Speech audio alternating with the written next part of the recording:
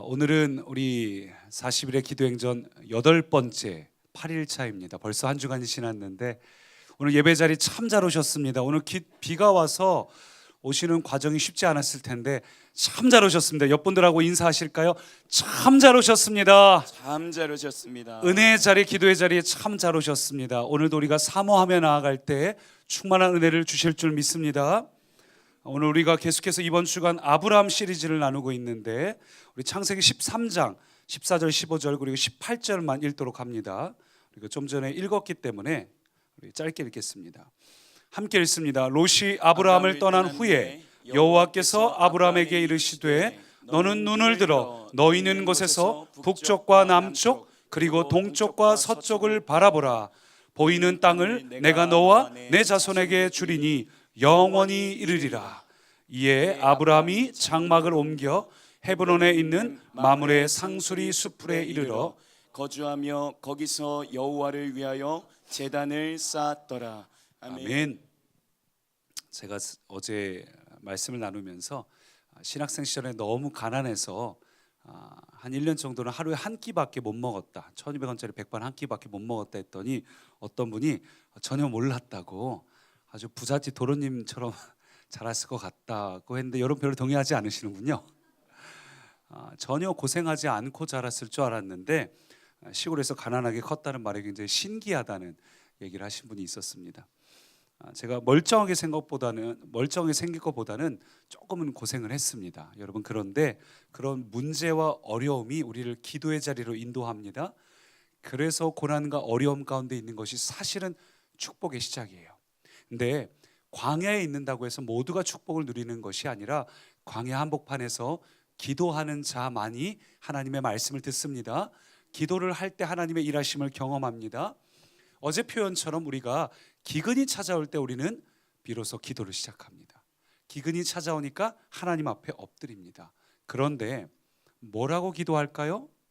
기근이 문제니까 기근을 해결해 주십시오. 오늘 내게 있는 이 환경과 문제가 힘드니까 문제를 해결해 주십시오. 기도합니다. 여러분 그런데 그 문제가 해결된 게 진정한 해결일까요?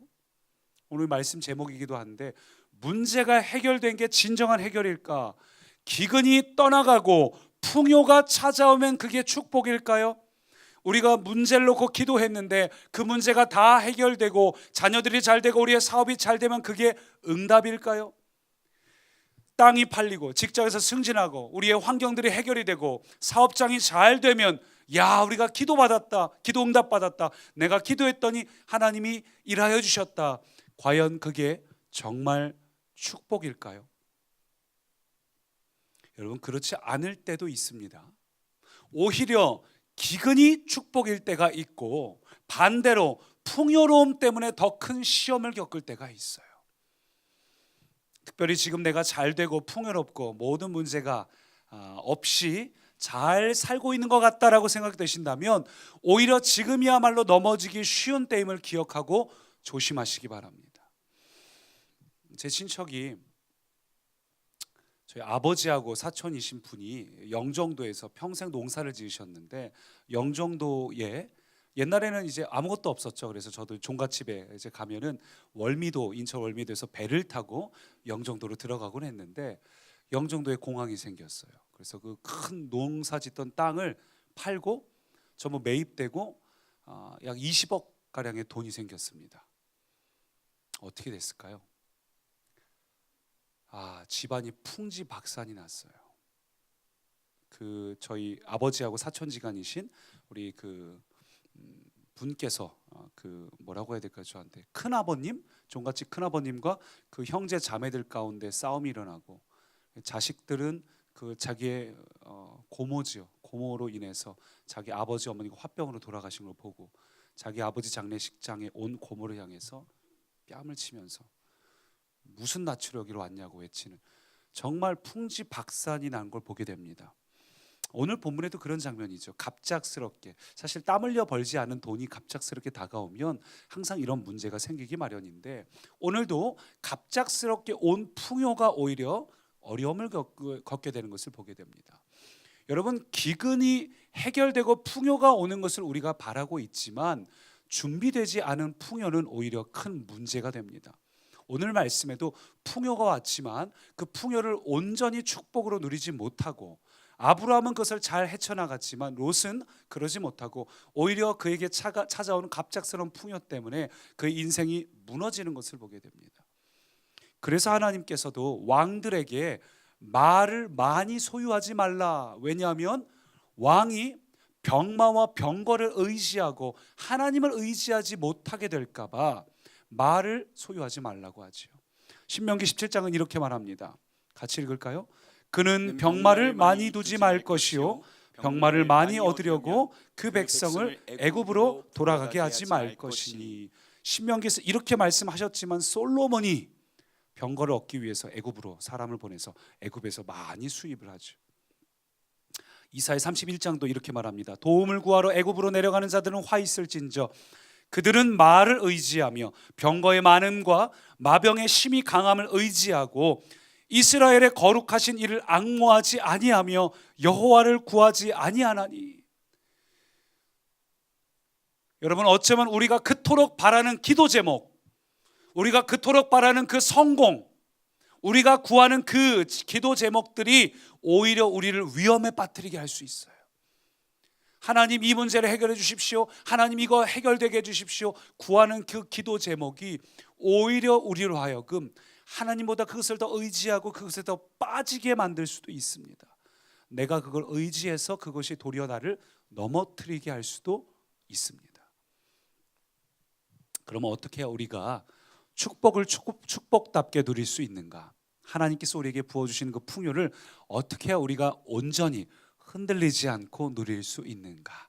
어떻게 하면 내가 말과 마병을 의지하는 자가 아니라 내게 소유가 있든지 없든지 사도 바울처럼 내가 부유한 데도 처해봤고 빈궁한 데도 처해봤지만 항상 동일하게 하나님 한 분을 바라보고 의지하는 인생을 살 수 있을까? 그 첫 번째 한번 따라 하실까요? 축복을 만드는 인생인가 축복을 누리는 인생인가?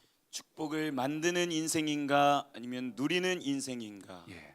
여러분, 축복을 만들어야 할까요? 아니면 축복을 누려야 할까요? 축복은 내가 만들어내는 게 아닙니다. 내가 노력으로 만들어내는 것이 아니라 하나님께서 우리에게 주셔야 합니다. 하나님께서 우리에게 주실 때 우리가 그것을 누리는 것입니다. 오늘 말씀 보니까 아브라함이 롯에게 이야기를 하죠. 네가 좌하면 내가 우하고 네가 우하면 내가 좌하겠다. 왜 이렇게 이야기하는 걸까요? 사실 아브라함은 어른이지요. 어른이기 때문에 내가 먼저 택할게, 그리고 남는 땅 중에서 네가 원하는 데 골라가 해도 롯은 사실 할 말이 없습니다. 근데 왜 이렇게 했을까요? 말씀을 가만히 보면 아브라함이 먼저 롯을 찾아갔어요. 사실 갈등 상황에서 먼저 손 내미는 자는 성숙한 자가 먼저 손 내밀게 돼 있죠. 아브라함은 고난을 겪으면서 성숙해졌기 때문에 롯에게 먼저 찾아갔습니다. 그런데 내가 먼저 할게 힘으로 눌러버리고 나이로 눌러버린다면 기껏 먼저 찾아간 것이 의미가 없어요. 아브라함은 롯과 싸우고 싶지 않았습니다. 왜냐하면 롯은 자기의 대적이 아닙니다. 우리의 대적은 사단입니다. 생각이 다르고 불편하면은 서로 그걸 잘 해결해야지 싸우고 불킬 필요가 없지요. 우리 교회 안에서도 마찬가지죠. 그래서 롯에게 힘과 나이로 밀어붙이지 않고, 그랬다간 정말 집안 대대로 원수가 될 수 있기 때문에 네가 먼저 택해라. 근데 사실은 무엇보다 선택권을 넘겨준 결정적인 이유가 있어요. 그게 뭐냐 하면 아브라함이 애굽으로 갔다가 돌아오면서 이 기근을 통해서 많은 것들을 깨닫고 경험했기 때문입니다. 여러분, 기근이 올 때 우리가 그것을 통해서 배우고 깨달아야 됩니다. 광야의 한복판에 있을 때 이 광야를 내게 왜 주시고 이 과정을 통해서 내가 무엇을 배우기 원하십니까? 하나님께 질문하고 배워야지. 기근이 나온 후에도 아브라함처럼 뭔가 색다른 인생을 살 수 있어요. 아브라함처럼 남들과 똑같은 인생이 아니라 남들과는 남다른 결정과 결론을 내릴 수 있습니다. 기근을 통해 배우는 바가 있어야 합니다. 근데 대부분의 사람들은 어떻게 하죠? 기근이 오면은 하나님을 원망하고, 풍요가 찾아오면은 그 풍요 속에 빠져서 하나님을 외면한 채 풍요를 즐기는 모습을 보게 되죠. 아브라함은 그러지 않았습니다. 아브라함은 기근이 올 때 그것을 통해서 배우고 깨달았습니다. 그래서 기근이 지나가고 난 후에 그의 인생에 풍요가 찾아왔을 때도 흔들리지 않고 지혜로운 선택을 할 수 있었습니다. 가만 보니까 아브라함도 롯도 똑같이 애굽으로 갔는데, 그리고 둘 다 풍요로운 부자가 되었는데, 우리 표현으로 하면 뭘까? 우리 표현으로 하면은 둘 다 기도 제목이 이루어졌습니다. 둘 다 문제가 해결되었습니다. 근데 그들에게 임한 그 풍요와 축복을 바라보는 시각이 너무 달라요. 아브라함은 기근을 통해서 뭘 배웠을까요? 내가 기근을 면하려고 아무리 손짓 발짓 다 해도 소용이 없구나. 별짓 다 해봐도 방법이 없구나. 내가 거짓말도 해보고 사기도 치고 다 해봤지만 결국은 날 살리시는 분도 하나님이요, 나를 벌하시는 분도 하나님이고, 나를 죽이시든 살리시든 전부 하나님께 속했구나. 아브라함은 그것을 분명히 깨달았어요. 그랬기 때문에 그는 앞으로 어떤 상황에도 인간적으로 대처하지 않겠다.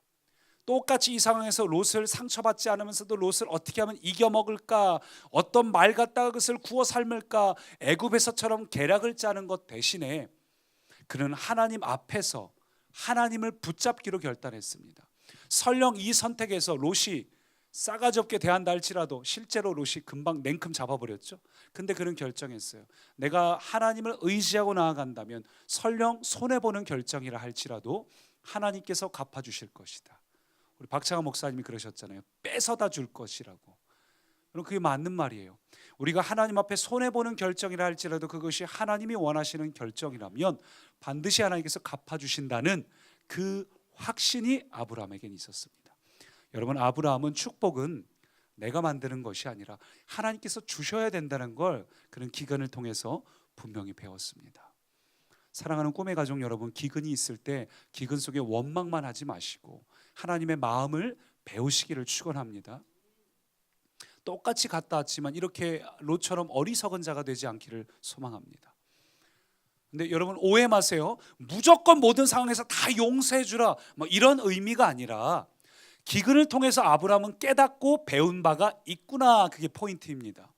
근데 그에 비해서 깨닫지 못한 롯은 어땠을까요? 롯은 보니까 소돔과 고모라를 보니까 마치 애굽처럼 화려하다라는 거죠. 말씀 볼까요? 10절 보니까 이에 롯이 눈을 들어 요단 지역을 바라본즉 소알까지 온 땅에 물이 넉넉하니 여호와께서 소돔과 고모라를 멸하시기 전이었으므로 여호와의 동산 같고 애굽 땅과 같았더라. 롯이 눈을 탁 들어서 보니까 여호와의 동산 같고 애굽 땅과 같았더라. 여러분, 근데 같았고 같았더라, 이게 무슨 의미일까요? 겉으로는 좋아 보이지만 그 속에는 안 좋은 것이 있다는 거죠. 13절에 실제로 이렇게 말해요. 소돔 사람이 여호와 앞에 여호와 앞에 악하며 큰 죄인이었더라. 그 소돔은 참으로 악한 성읍이었습니다. 여러분, 한 도시가 악독하고 실제로 얼마 안 가서 망했죠. 그 도시가 하나님의 심판을 받을 지경에 이르렀다면 이미 이때는 롯이 바라봤을 때는 이미 소돔과 고모라는 이미 타락했고 그것을 롯도 알았을 겁니다. 그럼에도 롯은 소돔과 고모라를 택했어요. 왜 그랬을까요? 애굽과 같았더라. 애굽처럼 뭔가 즐길 수 있는 곳.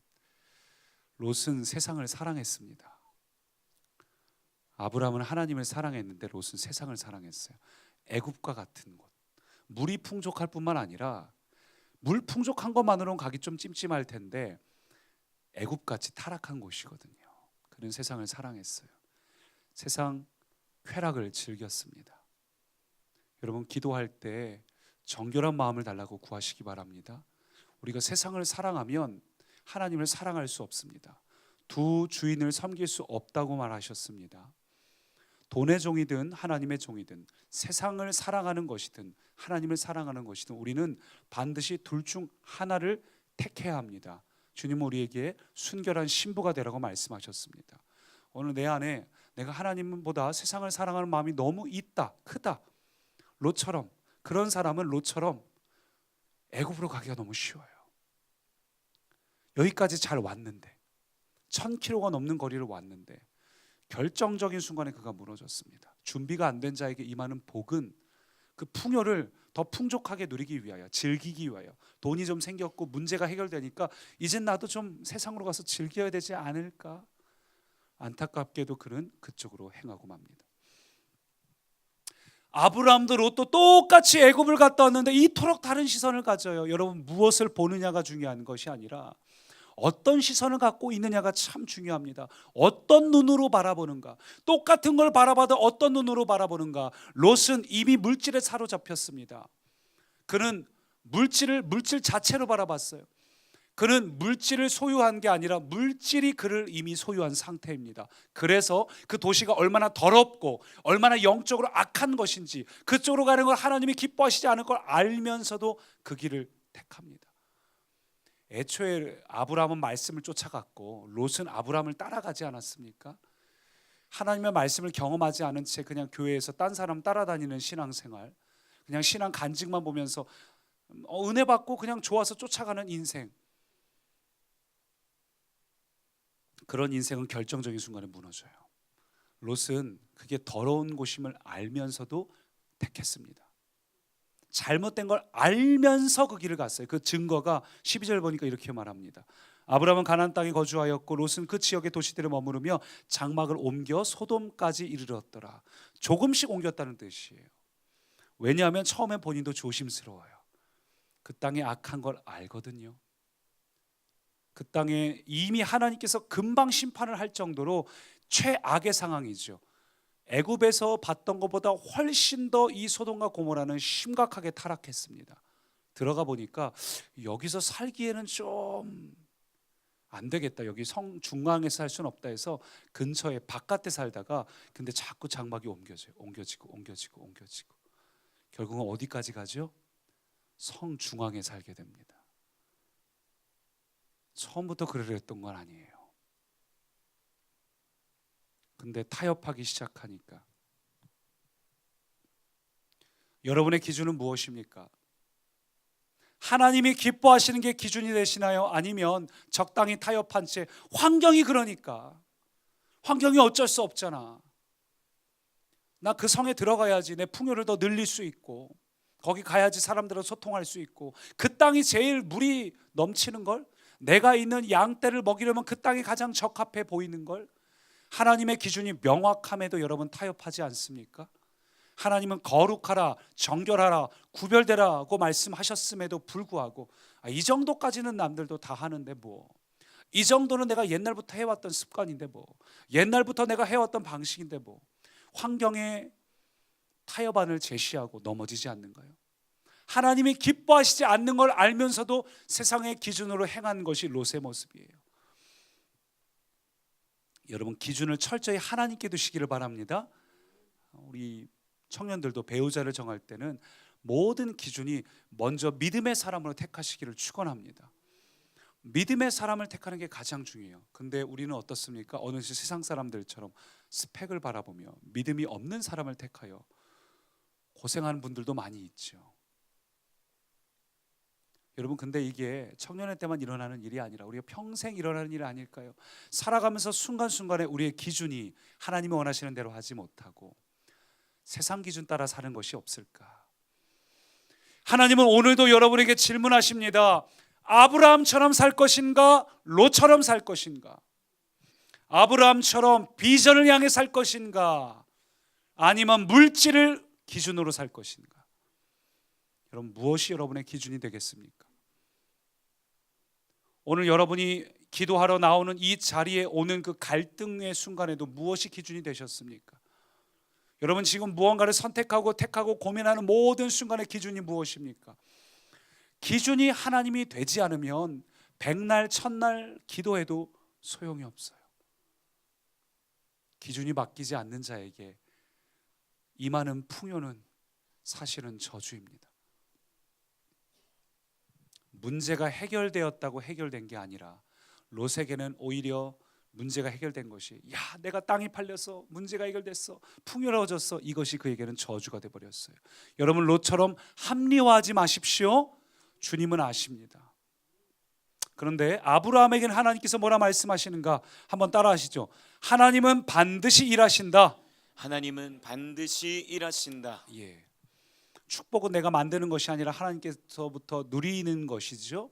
그래서 아브라함이 믿음으로 손해보는 결정을 했을 때 하나님께서 반드시 일하십니다. 14절 보니까 이렇게 말합니다.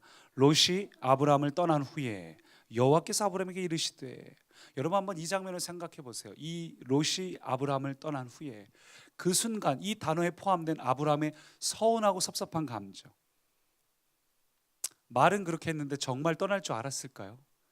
아유, 삼촌 아니에요. 우리가 여기까지 같이 왔는데 우리 좀 더 영역을 넓혀갖고 잘하면서 우리 잘 지내야죠. 이렇게 나올 줄 알았는데 요 싸가지 없는 게 혼란 가버리네요. 얼마나 서운했겠어요. 이 아브라함 입장에서 이게 지금 외국까지 낯선 이역만리 타국에 와서 낯선 땅에서 유일한 혈육이 롯이잖아요. 더구나 자기가 자식이 없어서 롯은 어쩌면 자식처럼 키웠어요. 자기 형제의 아이지만, 조카지만, 조카이자 아들처럼 키웠는데 롯이 훌쩍 떠나버렸을 때 마음이 어땠을까요? 근데 참 아이러니하게도 롯이 떠나니까 하나님이 오셔요. 여러분, 이게 굉장히 중요한 진리입니다. 어쩌면 롯은 내가 인간적으로 믿고 의지했던 것일지도 모릅니다.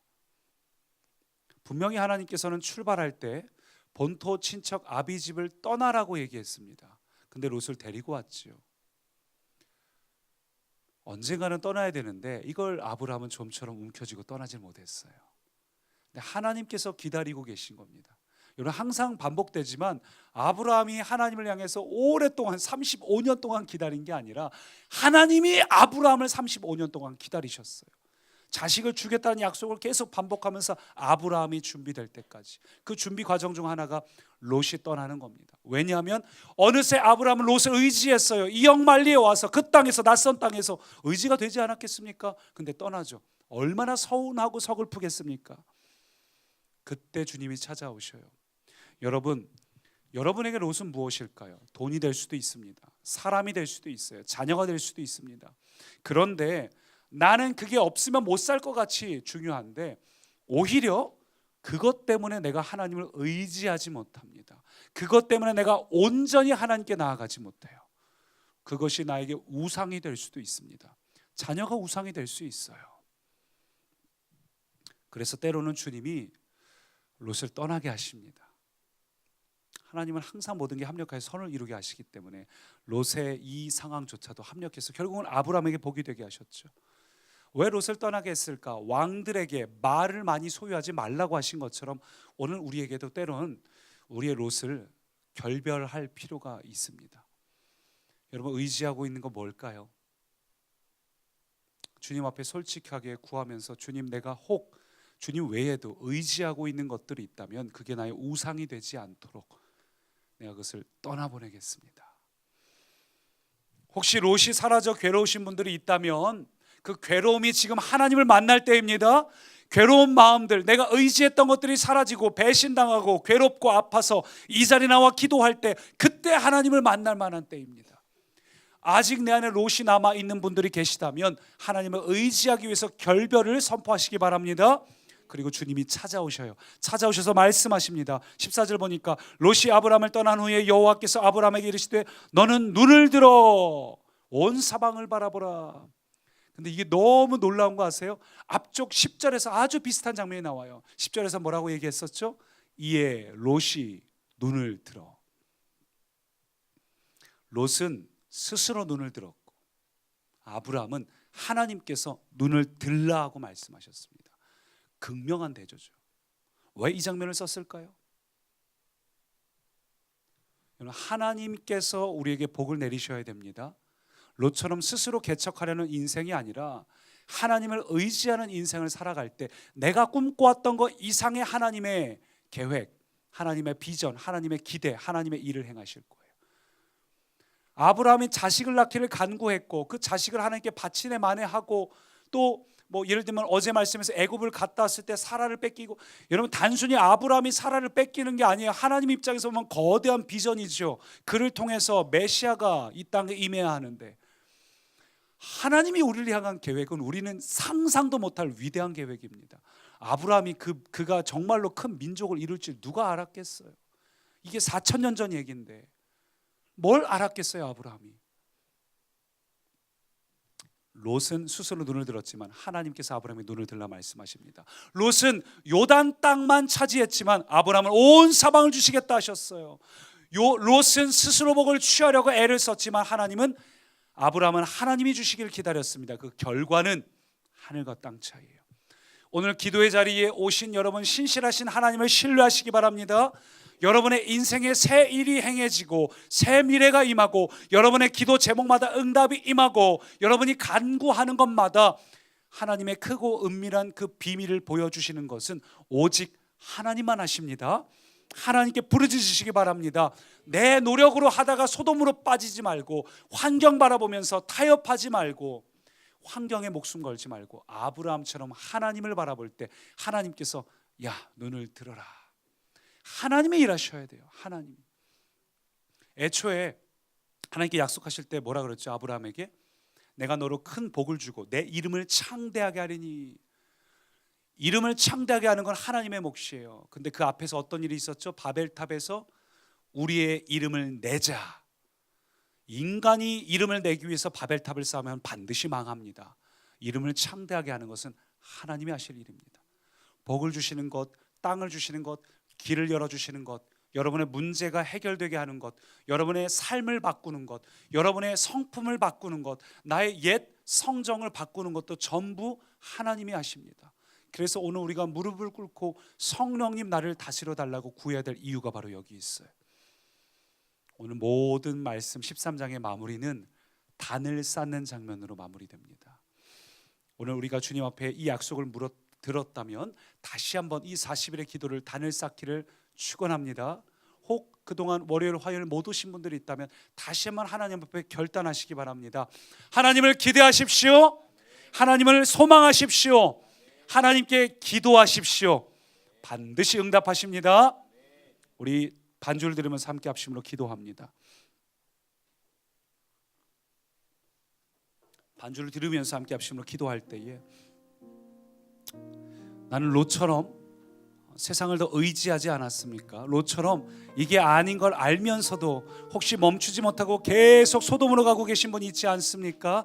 내가 내 노력으로 뭔가를 하려고 하면서 타협하는 분 계시지 않습니까? 롯처럼 내가 의지가 될 만한 다른 것들을 자꾸 구하지 않습니까? 하나님 말을 의지하라고 했는데 순결한 백성이 되지 못한 채, 순결한 신부가 되지 못한 채 다른 것들 붙잡고 있다면 여러분, 그건 온전한 의지가 아닙니다. 우리가 이번 주일 히브리서 말씀에서 소망하라는 단어가 내 손에 쥐고 있는 것을 놓고 붙잡다는 뜻이죠. 손에 쥐고 있는 것을 놓지 않으면 하나님의 것들을 붙잡을 수 없습니다. 여러분, 이 시간 함께 합심으로 기도할 때 하나님, 내가 환경 따라 좌우로 치우치지 않고 내가 다른 것을 복을 준다고, 복을 만든다고 착각하지 않고 주님 앞에 다시 한번 돌이켜 엎드려 무릎 꿇는 회복을 내게 달라고, 주님 앞에 온전한 순결한 신부가 내게 되게 해달라고 우리 함께 우리 자신을 위하여 합심으로 기도합니다. 주님, 하나님, 세상을 쫓아 세상을 사랑하는 그 사랑하는 마음, 하나님이 연약한 마음, 주님, 우리를 돌이켜봅니다. 주님, 우리를 놓고 갔습니다. 주님, 이게 아닌 걸 알면서도 여전히 타협합니다. 주님, 이걸 기뻐하시지 않는 걸 알면서도 나는 여전히 세상을 따라가고 있습니다. 주님, 내 걸음이 어느새 소돔을 향하고 오늘도 주님을 향한 나의 주님을 바라보게 하여 주옵소서. 아브라함처럼 주님을 바라보게 하여 주옵소서. 손해본다 할지라도, 망하는 것 같아 보인다 할지라도 아브라함처럼 택하게 하여 주옵소서. 주님, 내 안에 롯과 같은 마음이 있습니다. 하나님을 떠나서 적당하게 다른 것을 붙잡는 착각하는 마음이 있습니다. 그것이 좋은 땅처럼 보인다고, 그것이 넉넉하고 풍요로운 것 같다고 하나님, 타협하는 인생 되지 않게 하여 주옵소서. 축복을 만드는 자가 아니라 주의 순결한 신부가 되게 하여 주옵소서. 아브라함처럼 결단하는 자가 되게 하여 주옵소서. 아브라함처럼 결단하는 자가 되게 하여 주옵소서. 나에게 부어주시는 그 복으로 아브라함처럼 결단하는 자가 되게 하여 주옵소서. 내가 누리는 자 되기 주님, 어리석은 자가 되지 않게 하소서. 성령님, 이 시간 우리에게 임하사 어리석음을 깨트려 주옵소서. 완고하고 완악한 마음을 깨트려 주옵소서.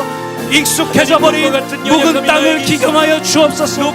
우리가 그동안 살아왔던 우리의 익숙한 습관과 사고를 깨트려 주옵소서. 나의 익숙한 모든 방법들과 방식들을 깨트려 주옵소서. 결국에는 주님이 시간 우리를 붙잡아 주사 일으켜 주옵소서. 바로잡게 하옵소서. 우리의 영안을 열어 주옵소서. 주님을 바라보는 인생 되게 하옵소서.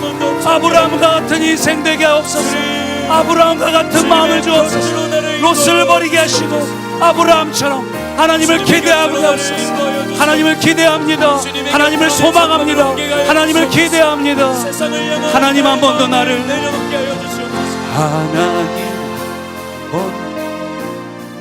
우리 함께 고백할 때에 우리 아브라함처럼 하나님만을 소망하고 하나님만을 기대하는 마음으로 함께 이 찬양 고백합니다. 하나님 한 번도 나를 주님 우리를 실망시키지 않습니다. 실망시킨 언제나 신실하신 주님, 그분은 언제나 공평과 은혜로 언제나 공평과 은혜로 나를 당신의 자녀들을 지키셨네. 지나온 모든 세월들, 지나온 모든 사실은 주님이 우리를 기다리고 계셨습니다. 돌아보아도 그 모든 순간들이 그 어느 것 하나 주의 손길 안 미친 것 주님이 언제나 우리를 돌보고 계셨습니다. 주님은 신실하십니다. 오 신실하신 주님 아브라함처럼 주를 기대하며 바라봅니다.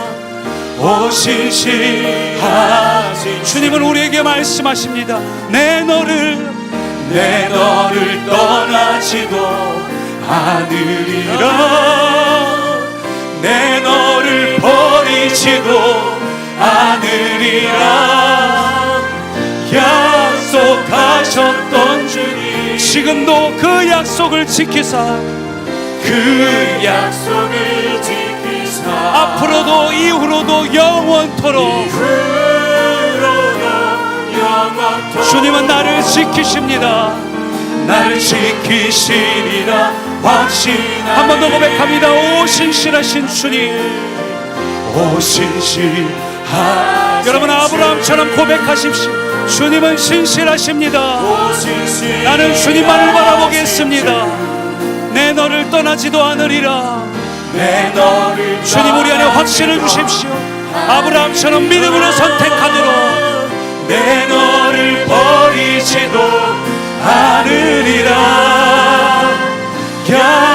약속하셨던 주님 오늘도 지금도 그 약속을 지키사 이후로도 영원토록 나를 지키시리라 확신하네. 여러분 이 찬양 들으면서 함께 합심으로 기도할 때 기근 가운데 계십니까? 간절히 하나님을 바라시기 바랍니다. 오늘 주님께서 우리에게 말씀하십니다. 내가 너와 함께한다. 내가 너와의 그 약속을 지켜주겠다. 아브라함과 같은 믿음을 가지라. 여러분 믿음을 달라고 구하십시오. 더 뜨거운 믿음, 견고한 믿음을 달라고 구하십시오. 오늘 우리가 다시 한번 구할 때 주님 내가 믿음이 없지만 아브라함처럼 작은 믿음, 겨자씨 같은 믿음으로 반응합니다. 하나님만을 바라겠습니다. 아멘. 하나님만을 간절히 바랍니다. 아멘. 하나님의 일하심을 간구합니다. 아멘. 우리 함께 주여 한번 외치고 기도합니다. 주님 우리에게도 말씀하여 주시옵소서. 주님 우리의 눈을 열어 주시옵소서. 주님 우리를 일으켜 주옵소서. 아브라함처럼 믿음으로 반응합니다. 겨자씨만한 믿음으로도 반응합니다. 주님 오늘 우리를 향한 주님의 계획을, 주님의 섭리를, 주님의 일하심을 고백합니다. 주님 아브라함과 같이 믿음으로 반응하게 하옵소서. 믿음으로 결단하게 하옵소서. 주님 살리는 것도 주님이시오. 내가 죽는 것도 주님이요. 주님 내가 죽는다 할지라도 다시 살리시는 분이 주님이라는 믿음의 고백이 우리 안에 나타나게 하옵소서. 주님 오늘 우리 안에 그 믿음의 고백을 부어 주옵소서. 주님 우리에게도 말씀하여 주옵소서. 눈을 들라고 말씀하여 주옵소서. 주님, 우리의 눈을 들어 주를 바라봅니다. 눈을 들어 주님께서 우리를 향해 계획하신 주님의 기대를, 주님의 비전을 바라봅니다. 주여, 우리가 기도할 때 나에게도 말씀하여 주옵소서. 주여, 말씀하여 주옵소서. 우리에게 말씀하여 주옵소서. 아브라함과 같이 말씀하여 주옵소서. 주님, 내가 그 말씀을 들을 때까지 간절함으로 기도합니다. 사모함으로 기도합니다. 갈망함으로 기도합니다. 성령님, 우리의 영안을 열어 주옵소서. 믿음의 반응을 하시고 우리의 영안을 열어 주옵소서. 성령 하나님, 우리의 눈을 들어 주옵소서. 오 아버지, 다스리시옵소서. 오 아버지, 다스려 주옵소서. 주님, 주님을 간절히 기도하는 자에게 주의 마음을 주의 능력을, 주의 열정을 부어 주옵소서. 믿음으로 반응하게 하옵시고 믿음으로 나아가게 하옵시고 주님 앞에 믿음으로 선택하게 하옵소서. 주님, 주님만을 간구하고 주님만을 간구하고 주님, 기도보다 앞서지 않겠습니다. 기도보다 앞서지 않겠습니다. 기도하는 자 되게 하옵소서. 기도하는 자 되게 하옵소서. 하나님 앞에 우리의 문제를 가지고 나와 기도하는 자 되게 하옵소서.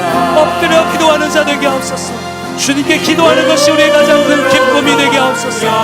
갈망하고 은혜를 누리는 자 되게 하옵소서. 주님 붙잡아 주시옵소서. 다시 한번 기도할 때에는 이 40일의 기도 행전이 너무나 위대하고 중요하기 때문에 사단은 긴장했습니다. 그리고 영적으로 우리를 무너뜨리려고 애를 쓸 것입니다. 저희 집도 벌써 두 아이가 오늘 학교도 못 갈 정도로 아파졌습니다.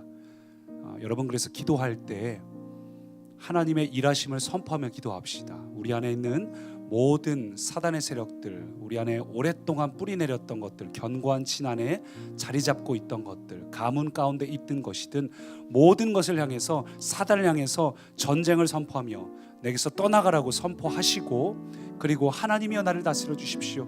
기도할 때 기도를 계속할 수 있도록 천사를 보내사 도와주옵소서.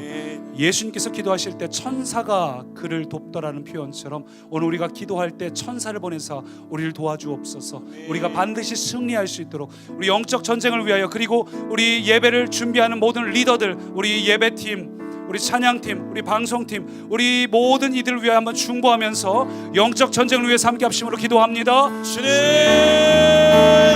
이곳에 오셔서 이곳에 앉으소서. 우리 안에 있는 모든 견고한 신을 자리 잡은 사단아 떠나갈지어다. 우리의 가문에 오랫동안 뿌리 잡은 것들아 떠나갈지어다. 우리의 심령 깊숙한 곳에 견고한 신으로 자리 잡은 것들아 떠나갈지어다. 더러운 것들아 떠나갈지어다.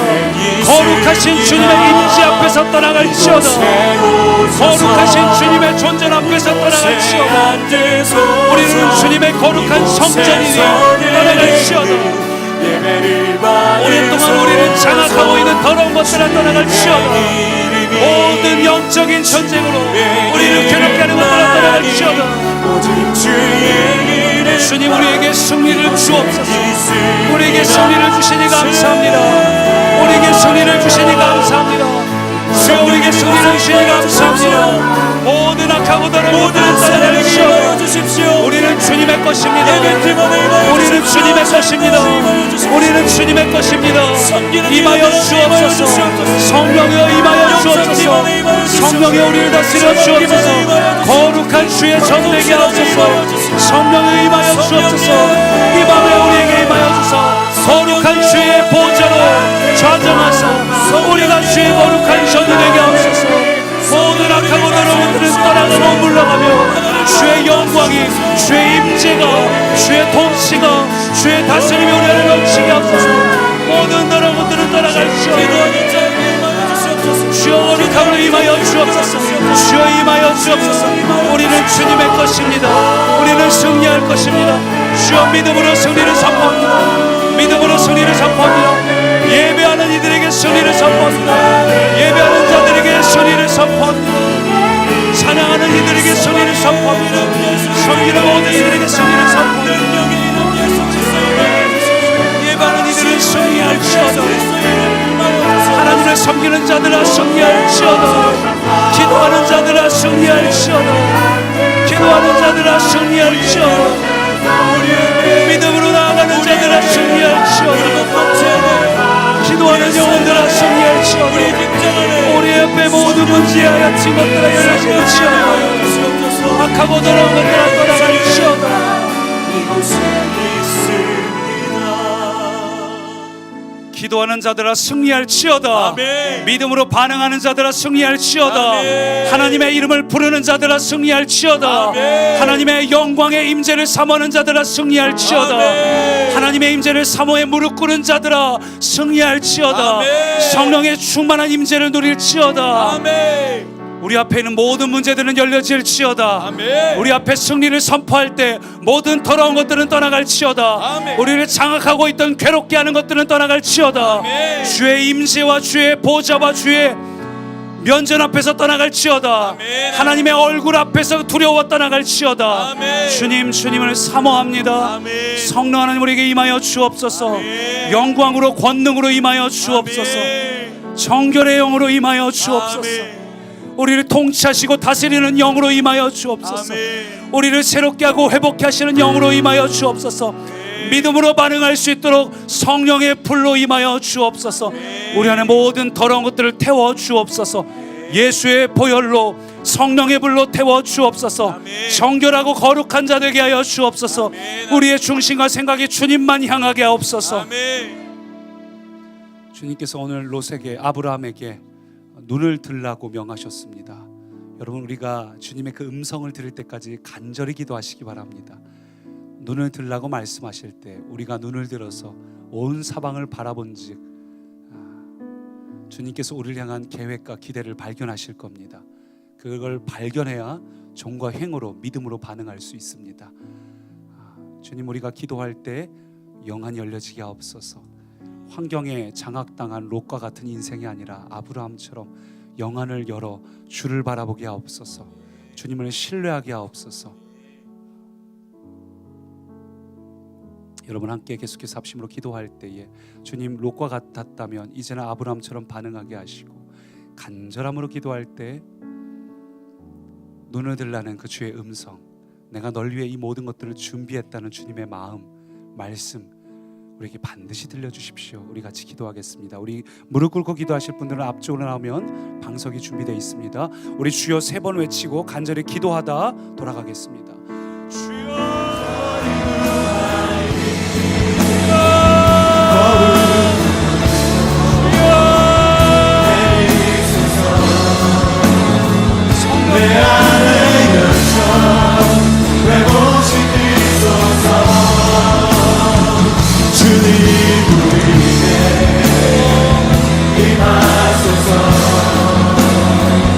주님의 영광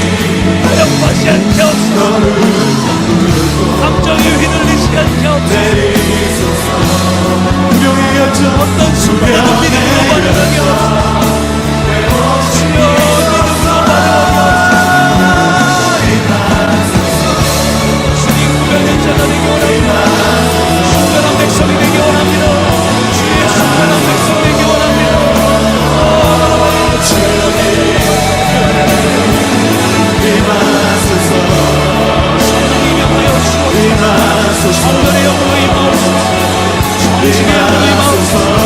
회개할 수 있도록 회개의 영으로 임하옵소서. 기도가 열려지고 기도의 영으로 임하옵소서. 기도의 영으로 임하옵소서. 정결의 영으로 임하옵소서. 우리의 마음을 정결케 하옵소서. 우리의 심령을 다스려주옵소서. 우리의 불의한 것들을 태워주옵소서. 우리의 더러운 것들 태워주옵소서. 우리의 믿음 없음을 태워주옵소서. 우리의 흔들리고 의심하는 마음, 감정에 따라 흔들리는 나의 어리석음을 태워주옵소서. 성령이여 임하여 주옵소서. 오시는 성령이여, 우리를 새롭게 하시는 성령이여, 주의 율법을 우리의 심령에 새기시고 주의 말씀을 우리의 영혼에 새겨주시고 우리의 생각과 마음에 새겨주시고 성령이여 일하여 주옵소서. 의심하는 것들은 떠나갈지어다. 두려운 마음은 떠나갈지어다. 신실하신 하나님을 의심케 하는 것들은 떠나갈지어다. 더러운 것들은 떠나갈지어다.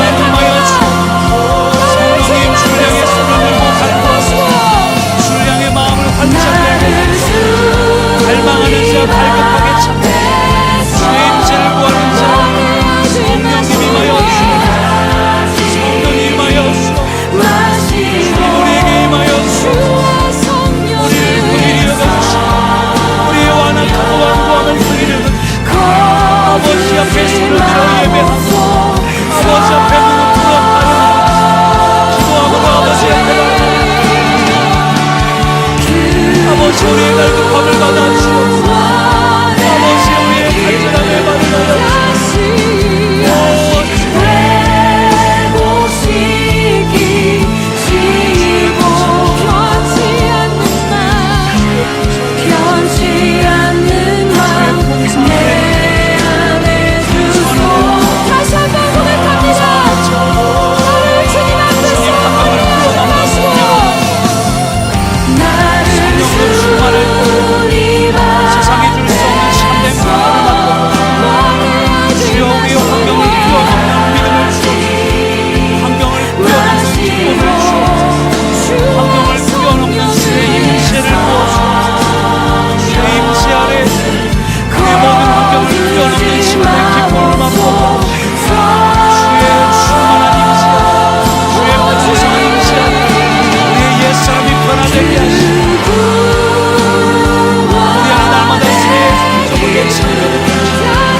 우리의 성품이 변화되게 하시고 우리의 인생과 미래가 달라지게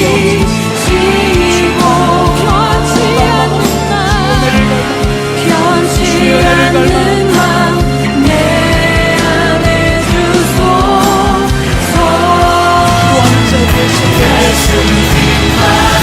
간절히 기도하는 자에게 응답하여 주옵소서.